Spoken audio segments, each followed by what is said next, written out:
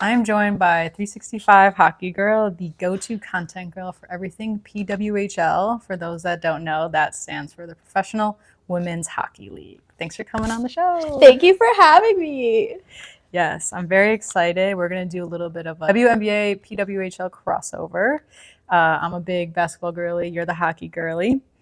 So the first thing we have up is a game. Are you ready? Yeah, let's do it. Okay.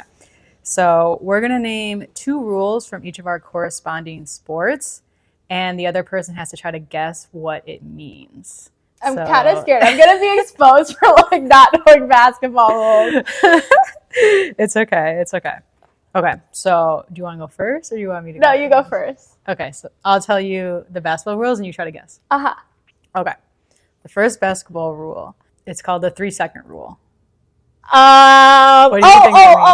Is this where like the ball is like loose for 3 seconds? Like it's like nobody has it? Is that something? Like, let me think. I feel like that's also almost never happens. Wait, can you give me a hit? Can you give me a hit? Yeah, so it's when like offense has the ball and they can get called for it. Oh, is it you can I feel like you can hold on to it for more than 3 seconds though. Yeah, you can. I was trying to pick ones that are harder that like No, you should. That most people don't know, but also some people do know it. Can you give me more hints? More hints? Okay. Last hint, and then I'll just tell you what it is. Post player. I'll say that. Does that help? Post players are in the paint. Post players are in the paint. No, I don't know what it is. Okay. When you're on offense, there's like under the basket, there's like a square. Uh-huh. So if you can only be in the square for 3 seconds. Yeah. Okay, exactly. okay. So if you're in that square, which is obviously like the closest point to the basket, basically, like you have 3 seconds when your team is on offense. And you have to be like out of there. They don't want people like just hanging in there. Yeah. That makes sense. Okay, so 0 for Ava. 0. Okay, should I do my rule next? Yeah, we can flip. Okay, do you know what the jailbreak rule is? It was in the zine.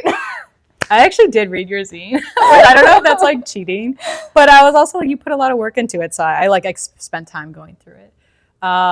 Isn't it when basically like if the other team scores, you get to leave the penalty box? Or no, when your team scores, you get to leave the penalty box. Yes, exactly. Okay. Yeah. She's an expert. No, I just read your zine. Okay, yeah. So basically someone gets in the penalty box for doing something illegal.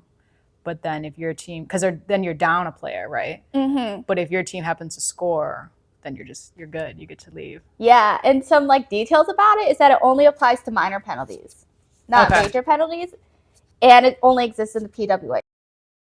Ooh, not in the NHL. Okay, so what's an example of like a minor penalty versus a major penalty? So a minor penalty would be like tripping. A major penalty would be like it can depend on the severity. So there's like some penalties like boarding that can be like either minor or major depending on the severity, or like in the PWHL like illegal check to the head. That one is major. Okay. So like if someone like uses their stick to maybe like trip someone. Yeah, that's just minor. Minor. Okay. And you can kind of tell from the vibe if it's like, whoa, you shouldn't be doing that. Exactly. Yeah. Okay. All right. Next basketball rule. Over and back. Oh, I feel like I know this one. It has to do with like, I know this one. So it's like when I don't know exactly, but it's like you have to go to one side of the court and then come all the way back before you can score. I was like, wait, what? Is that something? Okay, maybe. No, I don't think so. Basically, it's like, okay, so when the team is bringing it up on offense and they pass half court, you can't go back. Okay, that's I was getting closer. Yeah, you were close, but not quite. But yeah, basically, like if you pass half court, like it's a violation for you to then go back the other way. Okay. Which is like obviously you're not trying to go back the other way because that's the other team's basket. But there are occasions where it's like if it's getting close for some reason and someone steps over or someone passes it too soon. It doesn't happen rarely in like professional. It happens a lot more like high school level, middle school level. But yeah, it's called over and back rule. Okay. Honestly, once you explained that made a lot more sense than what I was saying. Because I knew it had to do with... Yeah, because I was like, wait, once someone's over, why are they going back? It's kind of like flipped, I think. I'm going to do no escape rule. Do you know that one? Oh, no, I don't. That was also in the zine, but it's like okay. a little bit harder. Then I just forgot. Okay, no, that basically means you're stuck in the penalty box, right? From a major penalty? So you're getting more because it's kind of related to penalty. It's definitely related to penalties. Is it like when your team has too many penalties in the same game? No. So basically, do you want me to just tell you what it is? Yes. Okay, so basically, it's another rule that only exists in PWHL, not in NHL. But when you're on the penalty kill, so when you have one of your players in the box, you only have 4 players remaining, right? Mm-hmm. You were on the ice at the time when the penalty was committed. You can't go off to the bench and sub in like a specialized penalty kill unit. Okay. If you were on the ice when the penalty was taken, you can't escape. You're trapped.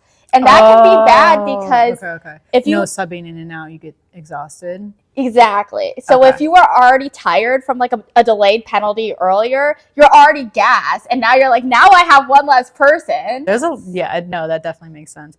There's a lot of rules in hockey, and it's very different than other sports. There's a lot of rules in basketball. Yeah, it's true. That's true. It's probably just like the unfamiliarity. Yeah, I think the special teams are really interesting in hockey with like the penalties and like removing a player as compared to like fouling mechanics in basketball. Yeah. I'm just thinking about like in basketball if they had some kind of like penalty box situation. Yeah, I feel like that would be kind of fire. Like maybe they should have that in Unrivaled, low key. Oh my god. Right. I mean, yeah, that's somewhere where you can implement it. It's like they just have this little box, and if like instead of like where you're falling out, it's just kind of like you have to go. Yeah, you have to go sit in the box, and then maybe after you're done, you can come back. Yeah, exactly. So now we're going to talk about still crossover between the W and PWHL.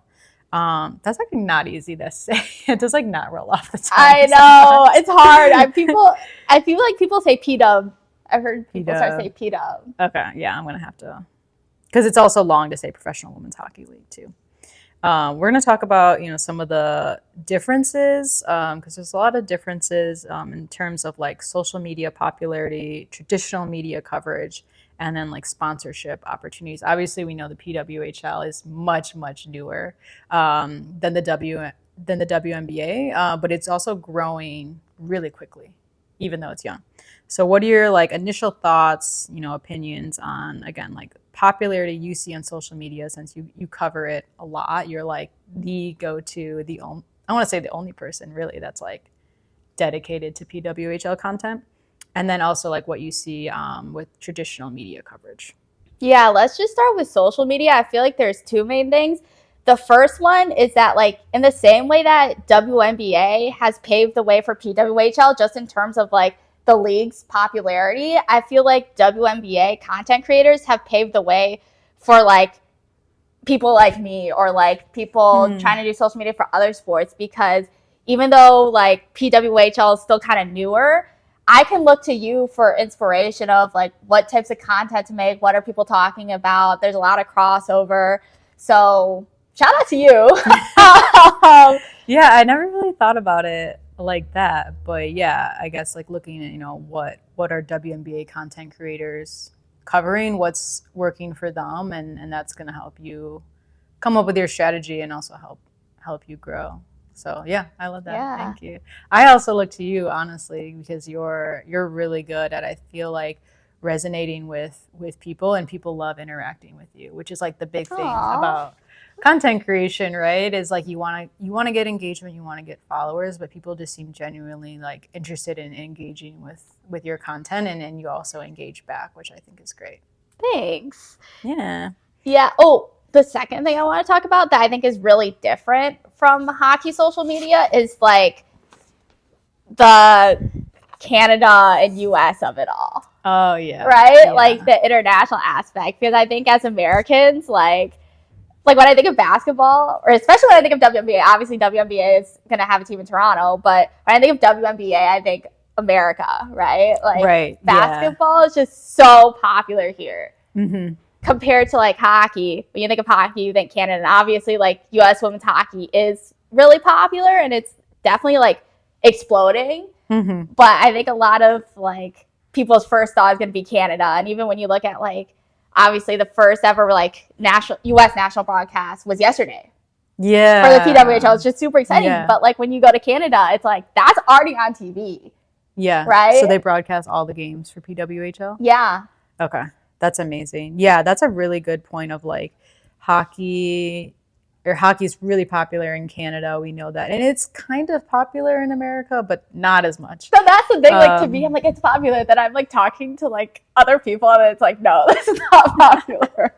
Actually, yeah, I think I saw something somewhere that was like, even so, if we're going to look at men's sports, hockey is like the least popular of the major sports. I think I saw something that said WNBA has like more viewers than like NHL. And I think they're like creeping up on baseball as well. Yeah. So I think like baseball and hockey are like the least popular. But yeah, basketball, very big in America and Europe. I would say like basketball's big in Europe. Americans don't really know that because I don't think we really like pay attention too much or care too much until they become so good they come to America, like Luka Doncic or like a Dominique Malunga. Then it's like, oh, we know who they are because they're like in the draft here or whatever. But they've been like slain over in Europe, and we just don't hear about them yet or pay attention to the European leagues. We're only getting a WNBA team in Canada for the first time this year. Yeah. Like literally this year. It hasn't even happened yet. The season hasn't started. So shout out to the Toronto Tempo. So we talked about this a little bit. We're going to get into expansion teams for both the W and the PWHL because there's exciting things happening for both. We already talked about WNBA. So new teams this year, Toronto Tempo, Portland Fire, and then there's already other new teams for even future seasons. Cleveland, Philly, I want to say, Detroit, and I might be missing one more. And PWHL is expanding very quickly. Seattle Torrent was the most recent expansion team, and then like how many? There one or two more teams in the coming years? Oh my God! So this past year so the league started with 6 teams, then it expanded by 2 more teams this past year to Seattle and Vancouver, and then there's been rumors that they're going to expand by 4 more teams. That's crazy. Yeah. So that's what I'm saying. Of like, how old is PWHL? Like 3 years? It's in its 3rd year. Yeah. Like started in 2023 and they're already expanding to almost 10 teams. Yeah. Like it's crazy. It's crazy. It is moving. Like if we were to look apples to apples of like the WNBA's first 3 years to the PWHL's first 3 years, like it is moving way faster. But the thing is like without like Angel Reese, Caitlin Clark, like that draft and that explosion, like I don't think that there would be like the excitement and the investment necessarily around PWHL. Yeah. I don't want to say it's all basketball, but I feel like basketball, I was listening to your other podcast episode where you were talking about how basketball sets the tone, and I'm like, it absolutely does. Yeah. Yeah. I think, well, that whole boom of like what happened in 2023, which is actually funny because that's the year that PWHL started, like, yeah, that absolutely affected other sports too. And I feel like that isn't a conversation that's necessarily being had too much. Now with the CBA, it is because everyone's like, oh yeah, the CBA is big for other sports too. And I know that the NWSL, so the National Women's Soccer League, also had a very historic like contract negotiation a couple of years ago too. So that was also big. But yeah, I would say what was happening with women's basketball was huge, and it's definitely like trickle down. It's like trickling down into other sports too, like hockey, softball. Like we're getting professional women's baseball. Like we're just seeing expansion across the board, like with women's sports too. So I think that's really great. But I don't know. I guess the most like popular women's sports, I think soccer is still above basketball. You think? Well, I think in terms of like viewership, and if I'm thinking like worldwide too, like not just in the U.S. Soccer, women's soccer, I believe, because like women's soccer is also really big in Europe, like massive in Europe, and then it's pretty big here in the U.S. So I think women's soccer, I want to say, is still technically more popular than women's basketball, and then obviously we know like women's tennis is big. So I don't know if basketball is the number one, but it's getting up there. When I think of like WNBA, for example, and I think this is a super interesting question, but when you think about like basketball, would you say like WNBA is like the quote unquote top league for women's basketball? Yeah, I do think it's the best players in the world, the top talent, absolutely. Okay, because I feel like with the soccer, the conversation is always like, well, you have some of your best U.S. players going to play in Europe. For soccer, it's more neck and neck. Yeah. I think I think Europe has a slight edge. I will say just because they do secure like the best of the best, and they can pay more, right? I believe so. Yeah. Or they're willing to. Right. It's like everyone can pay more. Right. It's like who's willing to. But that is a big topic of discussion, and I think it's just getting more and more popular. Like Trinity Rodman almost went and left, and then they made sure to keep her here. So definitely more competition. Whereas I feel like with women's basketball, it's like it's not a competition. It's like there's a clear winner. But again, like European talent, overseas talent is slowly but surely creeping up on American talent for sure. Yeah, and I think there's a conversation to be had about, well, is that a good thing that these two leagues can really challenge each other? When I'm talking about soccer, like they're kind of competing with each other, and that is kind of part of what's raising the salaries. Whereas like for WNBA, I think we saw that with Unrivaled, kind of competing with the WNBA, and that kind of business competition push things up. So yeah, that's always good to have multiple leagues. Yeah, I think the business competition is good because it just keeps the leagues on their toes and also keeps them awake of like, yeah, you can't keep getting away with paying players dirt, when other leagues are going to come up and say they're going to pay them more. So I think it's all for the best.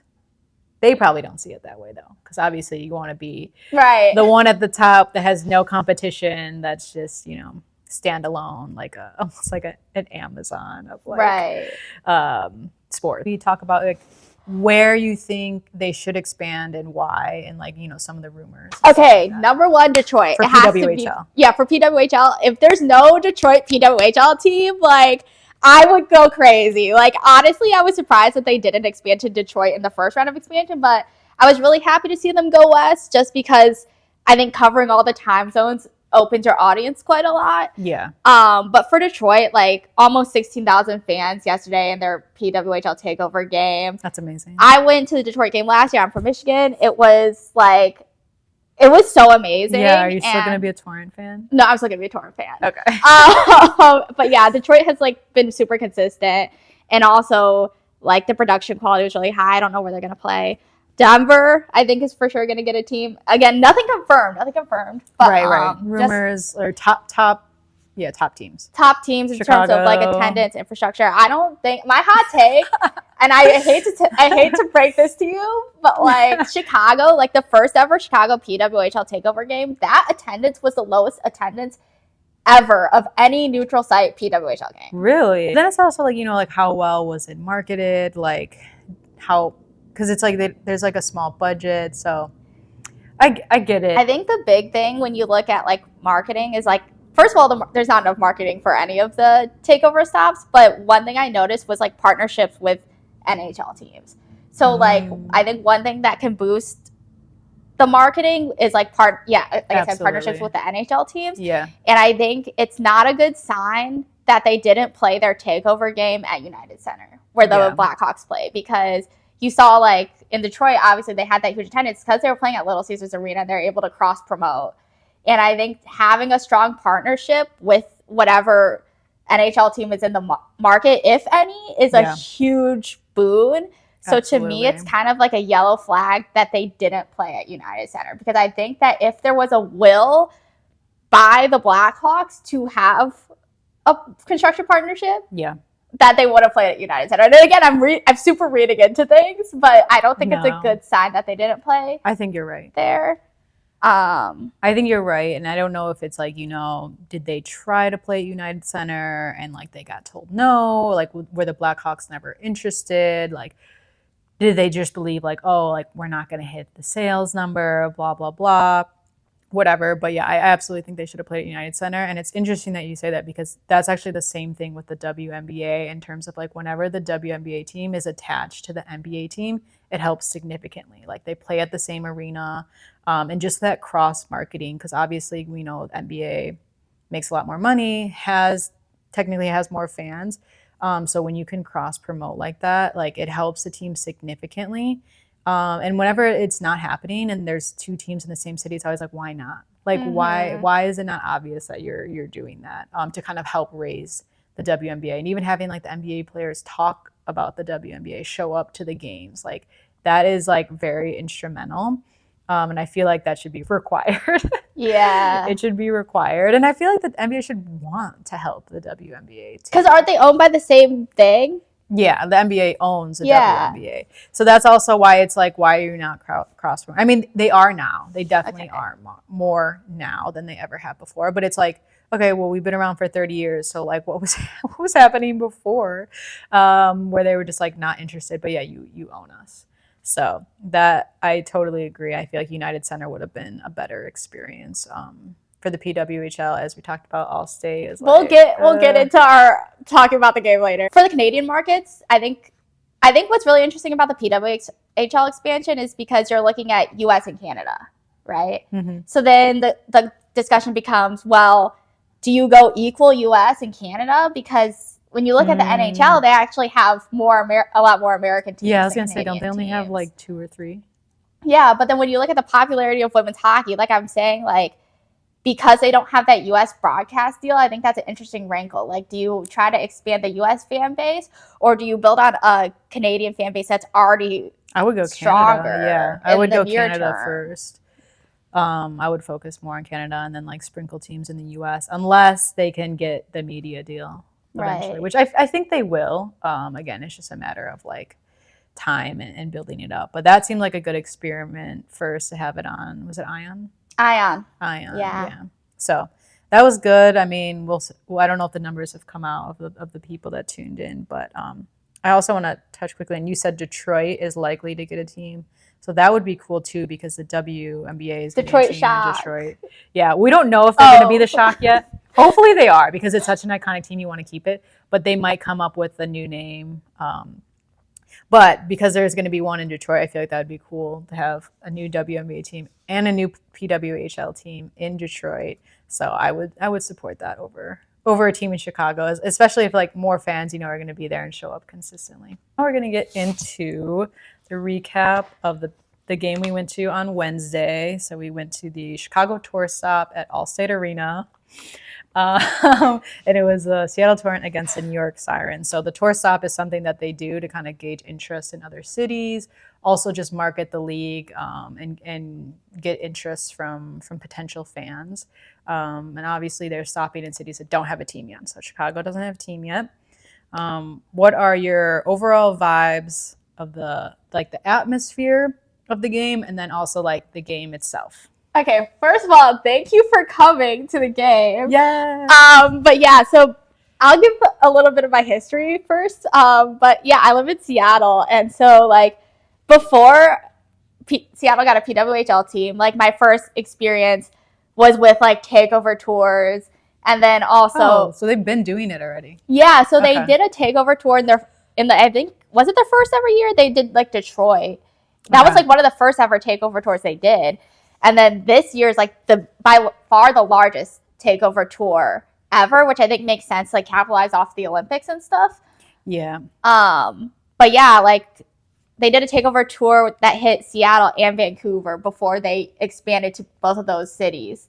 Okay. And that was so fun. Those were so that is an indication of who's likely to get an expansion team. Exactly. Okay. But yeah, I think this Chicago takeover game, I already went into this a little bit on TikTok, but I do not like All-State Arena. It was my first time going to a takeover game that wasn't at an NHL arena. And I do think that the arena makes a huge difference just in terms of production quality. Because I heard that at the first Chicago takeover game that there was like some issues with like the sound or something. Absolutely. There was audio issues. Yeah. And just like lack of it. Like normally, you have like a full production of like an in-arena host, you have like music, like it's all very thought out and timed, right? And this you could just tell was not. Yeah, and like there's a certain standard for PWHL, right? Like you want it to be really top-notch, really professional, and I think it kind of sucks when you have a takeover stop that doesn't have all of those things, because then that's everybody's first impression, right? Like, this is your chance to make a positive impact on people. People are giving it a chance. So you want that to be like the top best experience they could potentially have. And so like when I'm at this Chicago takeover game, I'm like, yeah, like this production is not what I would expect coming from Seattle, because in Seattle the production is so high. And even other, like I said, other takeover games. Yeah, no, that's really interesting perspective, because as we were saying earlier, like this was my only perspective. Like first two PWHL games were only at Allstate Arena because I'm based in Chicago. So like that was my introduction. But because I'm a big sports fan and I follow you, like I was able to see like, oh, this isn't the norm. But other fans maybe where it's like they were just going for the first time, like, oh, this is interesting, let me check it out, and that's their first experience. Like that's bad. Yeah. Versus that's me, not good. yeah. And I was like, oh, I know other arenas are better. I know other cities like are better. Like I'm gonna keep going. But again, like I'm in a very unique situation where I'm just like a diehard sports fan. But yeah, Allstate Arena is very old. Like I grew up going there as a child. They have not remodeled anything. They have not remodeled anything. It's all old. The carpet's old. Like as you saw, you took a video of it. The seats are old and crusty. Like it's crusty. Everything is. I don't want to be rude, but it's crusty. Yeah. Yeah. And it's like, I don't think anyone wants their PWHL experience to be named as crusty. Right. So, yeah, I totally agree. They should have played at United Center. I wonder, like, maybe if Chicago doesn't get the team, they can still do the tour stop and then they can move it to United Center. Now that they saw that they can get over 10,000 people, maybe that's like the number they needed to be like, okay, now we can move to United Center. And also like the big thing, it's not in the city of Chicago, it's in the suburbs. So you have people, like most people probably fans, there are obviously fans in the suburbs, but a lot of people are having to travel from the city, which it's like transportation is hard unless you have a car, and then it's like parking, and it's just like, it's not a good location either. And the food options are not good. Like overall atmosphere, what are we giving it? Like a 2 out of 10? A 2 out of 10? Okay, so I feel like the fans were still really good. Obviously, the fans are always going to bring a good vibe, but yeah, like bad. Yeah. Probably 2. Yeah, I wouldn't give it higher than a 2. But the game itself, now we get into the game itself was really exciting and unexpected. So you want to give a little background on Seattle and New York and why the game was so interesting. You know, Seattle Torrent is in last place in the PWHL, going through some injury trouble, as you know, like Hillary Knight. I'm pretty upset about that because I would have loved to see her play. Like I need to see her play before she retires, so probably coming to Seattle or wherever, because that was like pretty disappointing. Yeah. Like she's like the one player. Obviously, there's a lot of great players, but she's known for being like the hockey girl. Yeah, so basically, you were saying Seattle was the worst team going into this, so we were kind of expecting maybe not a win, but definitely not a blowout. I mean, 4-1 is crazy. They scored 3 goals pretty quickly before New York scored. So yeah, 3 goals in the first period. They were all in the first period? Yeah, 3 goals in the first period, and that's kind of been a theme for New York, like starting early, like they've gotten scored a lot in the first period. Okay. New York, some quick lore on New York is that they were also the last ranked team in the first 2 years. Okay. And then they did a big rebuild in the draft and got a lot of young talent in the draft, which was really exciting. It was exciting, yeah. I think with hockey, again, if we're going to compare to basketball, like obviously they don't score as often. Basketball, you're constantly scoring. So I like hockey games when it's like there's a lot of scoring going on and not like long periods of like 0-0. So I found that game to be really exciting. And yeah, I'm a Seattle Torrent fan now because they played so well. So yeah, that was a really good Torrent game. I like the team color, so that's always a plus. They have Hillary Knight on the team. Also, I do really like Seattle. Like I need to visit more because I do really like Seattle as a city. So, and when I think about the otother teams, I'm like, I'm not going to be a fan of a Canada team. I told you that. I told Amanda she should be an Ottawa Charge fan. Why? Because I feel like it's just fun to be a fan of like a random team. Yeah, not gonna be. If anything, it would be the Montreal team. Yeah. Just because I want to visit there. Right. Like, no, nothing statistical behind it other than that. Yeah, not a big fan of New York. So, what other? Boston? No, maybe Minnesota Frost, just because that is like the closest team to Chicago. So I would say between Frost and Torrent. All right, so now we're going to talk about creating content. So we both create sports content, obviously you for hockey, me for basketball. But I also create content on other sports too. I realized like I was like, oh, I don't want to just pigeonhole as like just basketball. I want to do like other sports, but people should know me like still as like basketball is like the main thing. So we're going to talk about our inspirations, like why did we start making content, what inspired us, some challenges, and then future goals, like some things we want to accomplish, like what's our end goal, like how long do we see ourselves doing this, and what do we want to get out of it. So I'm gonna ask you first, Ava. When did you make your first video when we were like, oh, I'm gonna whip out my phone and record myself talking about hockey? Yeah, so first thing you know about me is I was actually a really big Mariners fan.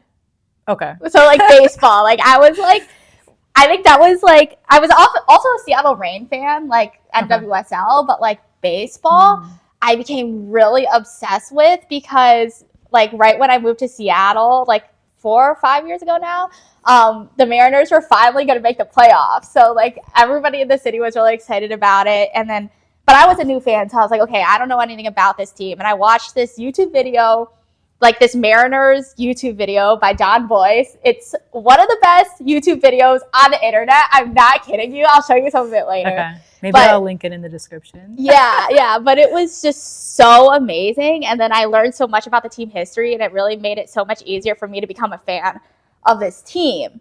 And then so when I became obsessed with PWHL, like I just started watching it.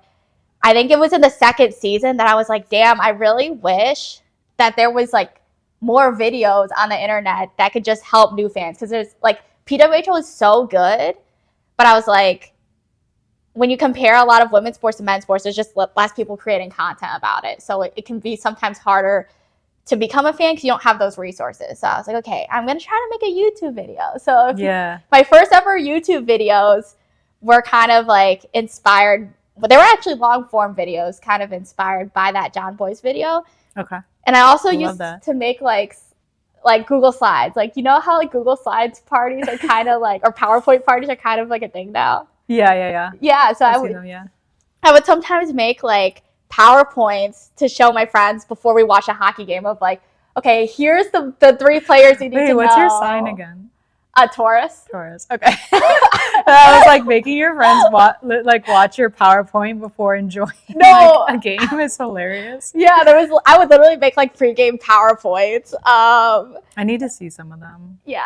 But also that is helpful because it's like, you know, you teach them about the players, some of the rules, so they can like understand what's going on. Exactly. So yeah, I started making like YouTube videos. So you were like just sitting down like this on a couch talking to the camera? Like, was that your style? No, it would be like game footage, and then I was like narrating. Oh, okay. And clipping. Okay. And then it would just be like random compilations of funny stuff. So were you on camera at all? No, I was on camera. Okay. So when did you decide to go on camera? Well, it was like around like Christmas time. Was it 2025? It must have been 2025. That was this past Christmas then, right? Or was it the year? Oh, no, 2024. Okay. Because I was like, damn, you've only been making content for like 4 months or something. Yeah. And then my sister was like, oh, you should make like short videos. Because I think I had been on TikTok and stuff. But then she was like, oh, you should just make short videos. And I was like, you know what? That's actually a really good idea. A combination of both. Yeah. Yeah. So then I started kind of making just random short videos. Sorry, I'm going really long-winded here. But then basically, so at the same time, I was working as a software engineer. So basically every weekend, I would make one long video every weekend, which was like honestly a lot of work. Yeah. It's a lot of work. But it's so much work. But I was so motivated. So motivated because I was like, this is like making me feel alive. Like I've never been more passionate about anything. So I was just making videos. Literally, that's how I felt too. It's like, oh, this is the first time where like I feel like I have alignment. Exactly. And I'm passionate and like this actually means something. Like I'm working towards something that means something versus just having a job. Yeah, exactly. But yeah, so that's how I got started. But then short form felt easier to me. Like I definitely started out as long form, and I don't really do long form anymore because I think long form is really rewarding. But specifically the types of YouTube videos I was making long form, like it was hard to distribute them because it would only be on YouTube.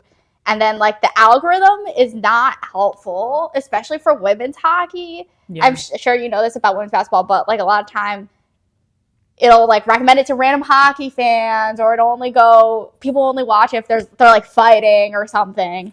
Yeah. Long form to me is way harder. Like it's way harder because obviously it's like more work on your end, more hours that you're putting in, and then two, I think just getting people to watch your content for that long is challenging too, because like people are busy, people have lives, and also people's attention spans. That's why I feel like long form content, like it's much harder, but it can be rewarding and it can pay off. But short form is definitely like you could just like take out your phone, film yourself talking for like a minute and upload it, right? And it's just going to be like so much like less work on your end. And then also we know like it can translate and go viral much quicker. Exactly. Like your reach, because you can post on so many different sites. Like I post on YouTube Shorts, TikTok, and Instagram. Same. So those are the three that I use, yeah. So you automatically get like 3 times the amount of reach. Mm-hmm. And it's so much easier to react to things quickly or just make something and say exactly what you want to say quickly. Yeah. So just like the cost to me creating something was so much lower. And it allowed me to experiment much more easily, especially growing as a content creator. Right, the experiment. Because it's like, yeah, you're spending hours and hours making this like long ass video. Yeah. And it's like it doesn't like translate. And then like 5 people watch it, and you're like, well, I just wasted 10 hours. Right. And then like, yeah, the experiment part is like, because in the beginning, it's like you're testing so many different things, and it's like, it looks kind of chaotic. Like if you go back and look at my older stuff, like it just looks like chaotic because it was like, I was like, okay, well, I don't know what I'm doing. So I'm just going to like do everything and see what works, see what I like. And then you can kind of be more like concise and consistent over time. I really like what you said about how like when you became a fan of PWHL, you realized like there were no like resources for you. Like there was no content creators that you can go to and follow or engage with. And so you were like, oh, I'm going to become that person. And I feel like that was really smart and like very much needed. And I feel like you're very much, you know, like creating a lot of momentum for the PWHL because of that. So I think that's really amazing. And I'm like inspired by you just because you're like, you know, if we're going to talk about PWHL, like you're at the top of the game because like you're the only person. Yeah, I mean, like, there's you definitely got on there quickly. A lot of other people like making content about PWHL. Like shout out Jackson Jills, but they're owned by the PWHL now. So, and there's also nobody else that's crazy enough to do it consistently. And at the rate you're going. At the rate I'm doing it because again I'm unemployed right now, so I'm like have unlimited time to make stuff that like most people don't have. Yeah. So. And I also like you're just passionate too. Like I don't think it's just because you have free time, right? It's like you're clearly passionate and you care, and that translates well with your content and with the audience that you've built. But yeah, there definitely are other people creating content. Like I create PWHL content, but it's like not as consistent and at the rate you are. Yeah. For sure. Can I interview the interviewer? Yeah. I want to hear more about your content journey. I don't know if you talked about this in a different pod that I haven't listened to. I have touched on it, yeah. I've touched on it with like, I did a solo episode where I got into it a little bit more, but it was like a little while ago now. And then sometimes like when I have other guests on who create content, like we will like back and forth trade stories and stuff like that. So my content journey. So I used the podcast really as like my base. I knew I wanted to work in sports and I wanted to like be more in the sports world. So like I grew up playing basketball. I started playing at the YMCA when I was like 5 years old. I was like the only girl and I was like terrible then. And then I got better and better. And I played all the way through college, actually Division III level. So basketball was like my whole freaking life. Like I remember there was at one point where it's like literally it was like my life. It was like eat, sleep, play basketball, and like that was it, which is crazy. And then obviously, you know, after college you stop playing, and so I just kind of like went into like I guess normal life or like life without basketball. And then I realized like as I was getting older, I was like, you know what, basketball was like always the thing for me. Like I always loved it. When I was younger, obviously, I was like, yeah, I want to be in the WNBA. Obviously, was not good enough to be in the WNBA, and I'm only like 5'6". But I was like, I should try to work in sports, or I should like try to like work in women's basketball or basketball in general. So then I was like, like how can I get there? And like one of the ways, people do it is through creating content. It's kind of like a light bulb moment where I was like, okay, yeah, like I want to start creating content. And I really like sat down and thought about it for like months about like how I was going to go about it, because I am a Virgo, so I'm very like strategic, like let's plan. So I had like a couple of different ideas, but I ended up landing on like a podcast, and I was like, let me launch a podcast, because I feel like podcast is like very casual, right? We just sit, we have conversations, and it's a very kind of like chill way to create content. And I also like the idea of having that like as the base, as like my brand, right? The show is called like Hoops and Healing, so it's like I am the brand too, like as a creator, like Amanda, but then I'm also like part of this brand that I created, which is like the podcast / content brand. So that's what I decided to do. And also it was a really good way for me to like network with people. And this is something that we talked about too, is like I can invite people from the industry onto my show, ask some questions that I think, would help audiences, but also like low-key help me. Yeah. Like I have these questions, like let's just record it and let me ask you. So I feel like I'm getting like that knowledge too, almost like selfishly. So I like that idea of like, building community, being able to network with people, and then also working on like my interviewing skills and my networking skills. And I think that's big when it comes to working in sports. And so making content really tied in, because it's like that's how you advertise the podcast, right? Is on social media. So I had to get used to filming myself and creating content. And I decided to like do all this, launch it all. This was almost a year ago. So May 2025. Wow. So yeah, like that's so recent. Yeah, it's pretty new. Like it's been less than a year, almost a year now. So it's been a long journey, and I really try to like sit down and like think back and reflect of like how far I've come and like everything that I've accomplished. Like in the beginning, like I had never spoken to a camera before, never recorded myself, was not good at it. It made me like really nervous. And I remember my first video, I was like freaking out and I was like unwell. I like really had to push myself very hard to get it done. And then it was also like posting it too was terrifying to me. And now it's like so easy for me to just film myself and to talk on camera. And like I try to think about those things of like, wow, I've come like so far just by like, pushing myself, putting myself out there, making myself visible has like opened up a lot of doors and opportunities for me. And also the big thing is like I've met so many people like you and so many other like content creators and people. Like that's probably like the most amazing part. It's just like the community you get from just putting yourself out there, right? Because it's like, how are you going to meet people if you're not putting yourself out there? So yeah, I used to joke like I never had any online friends, and now I have like a bunch. I used to be like, oh, online internet friends, like what's that? And now I have like a ton of online internet friends, and the coolest part is meeting up with them in person too. So yeah, that's a general idea of like why I started and what the journey has been like. Yeah. That's so smart. It's really interesting how our working styles are so different, because you're like plan. And then like I feel like what you came up with like with the podcast is like so smart. But for me, I'm just like, I literally had the idea to make a video and I made a video the next day. Yeah. Like I'm just like do, which I think can get me in trouble sometimes, but it's the complete opposite. I mean, as long as we both start, right? Like how we started might be different, but the point is we both did. So I think that's great. But yeah, I've just always been a big planner, big strategy girl. So okay, so let's talk a little bit now about some challenges that we both face now that we've been doing this for a little bit, and then also our goals. We could talk about quickly some goals that we want to accomplish in the future. So what are some challenges that you face since creating content?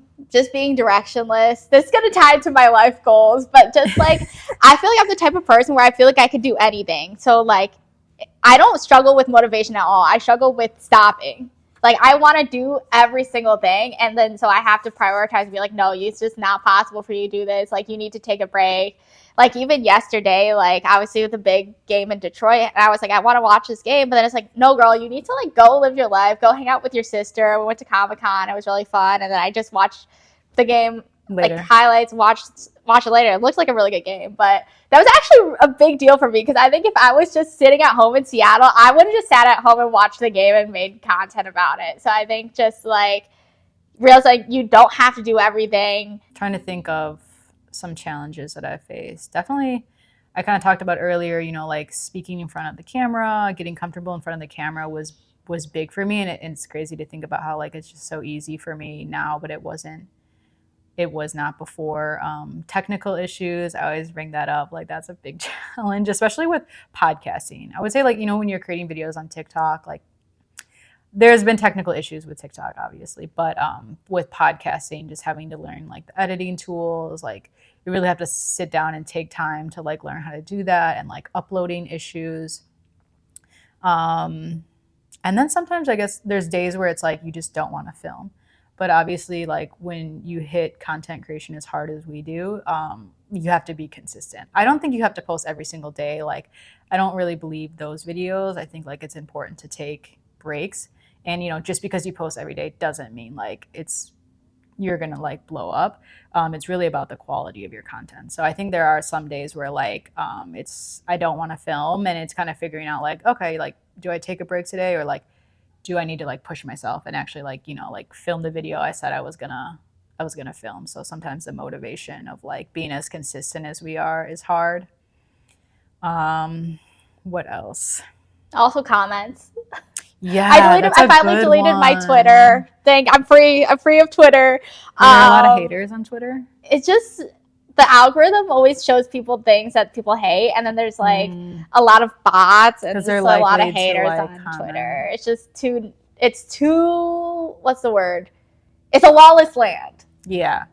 It's funny that you bring that up because I actually purposely never gone on them. Like I have never been on Threads. I've never been on X or Twitter, just because I know how chaotic it is. And it's also so different than like more of like the video form platforms. And yeah, the trolls. Like I purposely did not ever go on them. That's good. That's why you have such good mental health. And I'm like, I'm gonna try as hard as I can to stay off of them. Yeah. I'm not on Facebook either. And really that's just like capacity reasons, because it's like when you first start, like I was like, I can only do so much. So it was like YouTube, podcast platforms, and then it's going to be Instagram and TikTok. Like those are the ones I'm just going to focus on, and I'm not going to worry about anything else. So I'm not on Facebook either. But yeah, the comments are interesting, and that is definitely something that you have to like build up the resilience for. I would say even you should work on it before you even like start releasing content, because that's kind of what I did, was like kind of like building up the like, okay, like you're going to get hate, and like you're going to have to figure out how to deal with it. Especially since we talk about women's sports, like obviously the classic men love to comment that like nobody watches the WNBA, it doesn't make any money. Like those are probably like the two biggest things that constantly get said about the WNBA, probably the PWHL too. And it's just like they're not even true. Like they are not true. And it's so funny because like now that the new CBA has been released, silence. Yeah. Like silence. I haven't heard anything. I have not seen anything. Like the videos I made about it have gotten no hate, because it's like they literally can't say anything now. Yeah. So those are just like, obviously it can be really irritating and frustrating, and I think it's just like kind of being able to like compartmentalize. I can like never say that word, but whatever. Being able to like, you know, like quickly filter them out. Sometimes I actually like will delete comments. If I'm I delete comments. I'm like, if it's really stupid or like, like hateful, I'm like, I'm just gonna delete it and move on. Sometimes I leave them. It really just depends. But yeah, that is something that is hard, that comes with the job for sure. One thing that's really interesting on the PWHL side is I actually get a lot of hate comments about the WNBA on my page, because people hate the WNBA so much. I get comments on my videos like, oh, this is so much better than WNBA, and I'm like, what? Like I like WNBA. I don't know why you're coming to my page trying to be a hater. Like, I think it's because it's so popular. Yeah, and like, they feel more threatened by it maybe. Yeah, because like it's gained so much popularity, and it's just like way more visible than it used to, then yeah, people are just gonna hate on it, especially like men that are probably like not athletic whatsoever. Because that's the other thing too, is like people like to say like, oh, why would I watch the WNBA? Like they're not athletic, like they don't know how to play. And it's like, okay, first of all, if you were to watch like Asia Wilson or like Alyssa Thomas, you're gonna tell me they're not athletic is like insane. So yeah, that's another one where it's like, to me, I'm like, it makes no sense. Like it's so far from the truth that it's like, it doesn't affect me. You know what I mean? It's like there's no evidence behind it. It's actually quite the opposite. I feel like my challenges come from like getting stressed about my goals. Like, because when I started creating content, I was really only creating it because I was like, this is something I feel motivated by. And I was trying to tap into that feeling because I didn't feel super motivated at my job. So then I was like, okay, like I'm doing what I love now, but I still don't know what my goals are, because I feel like by creating content and by networking and meeting people, I'm building new skills and I'm like learning different things that I like to do. But at the same time, like because I'm in this exploratory phase, I still don't actually know what my goals are. Like I know for sure what the goal of my page is, which is like making women's hockey accessible and inclusive and fun, which I feel really passionate about. Like, okay, yeah, I want to do that. But I still don't know how that translates into making money, which is like a big challenge. So I think trying to figure that out and actually figure out what my goals are, not just for content creation, but just like in life, is really hard and like intimidating to me. Yeah, no, I think that's the really hard part, because I think we know like people can absolutely make a lot of money through content creation. It can be very lucrative, but it's not easy like any other job. Like it still takes a lot of work, and I think a lot of time. And I think people see like, oh, like this content creator makes millions of dollars and has like all these followers, but it's like, yeah, but how long have they been doing it?